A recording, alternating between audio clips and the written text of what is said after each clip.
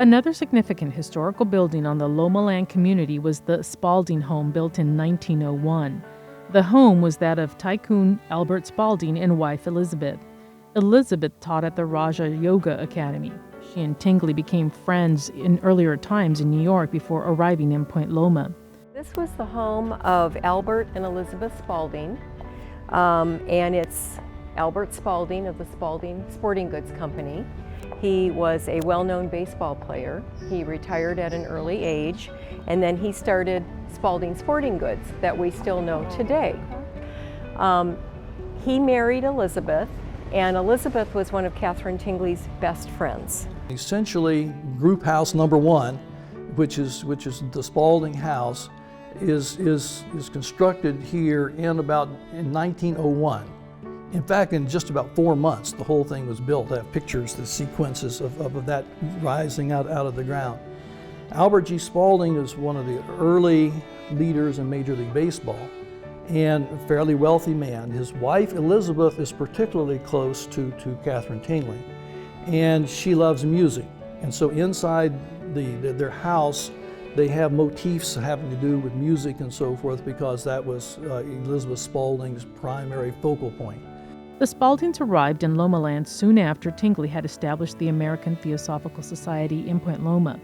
The Spalding house combines late Victorian wooden architecture with historical motifs like Corinthian columns and flattened arches. Several buildings, including the Spaldings, had a unique decorative exterior element.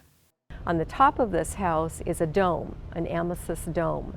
And there was also the Temple of Peace and the Academy building, and those were located where Brown Chapel sits today. Oh, okay. And those would be illuminated at night. The Spalding home and the Temple of Peace both had the amethyst domes. It is said they would change in color and could be seen in the distance from passing ships at night.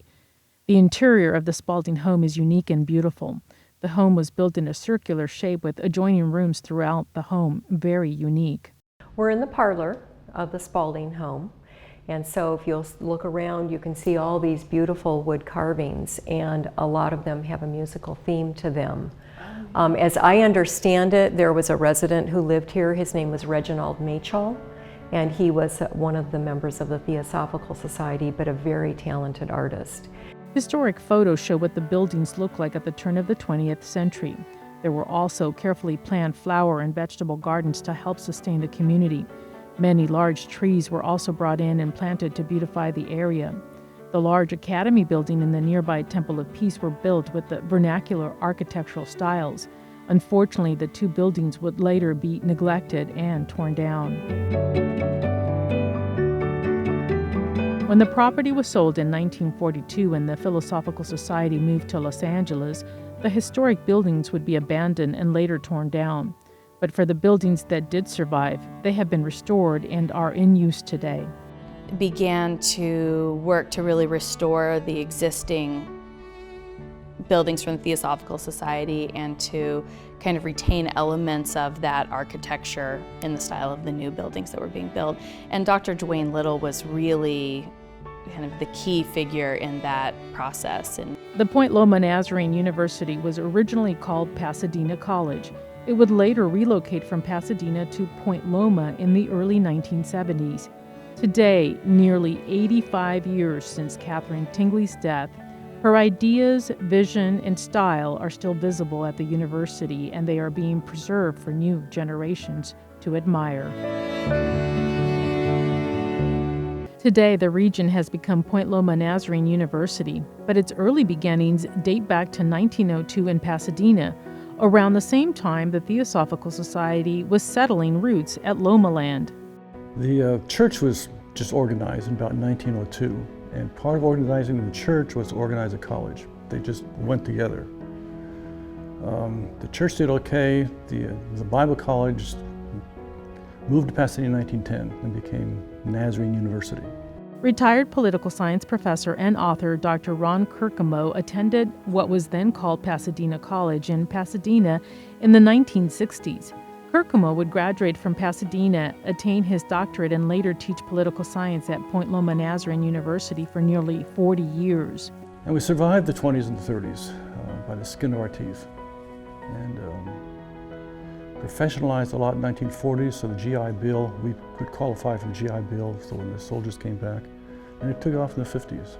Kokomo has been part of three amazing histories, which include the growth of Pasadena College, the effects of the American Theosophical Society at Lomaland, and the growth of Point Loma Nazarene University.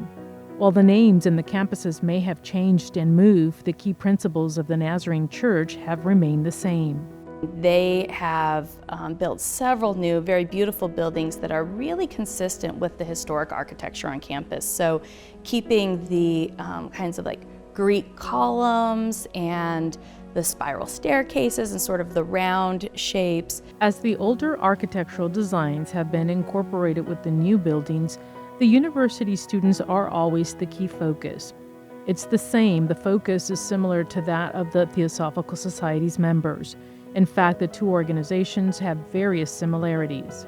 A campus that sees kind of the ultimate in education as being something that deals with the whole person, mind, body, spirit, and those are things that Katherine Tingley said, almost identical things about sort of the purpose of education. Just like Tingley believed about spiritualism and being a philanthropist, the Nazarene Church and University pride themselves on working with the whole body and on various charities to help the poor.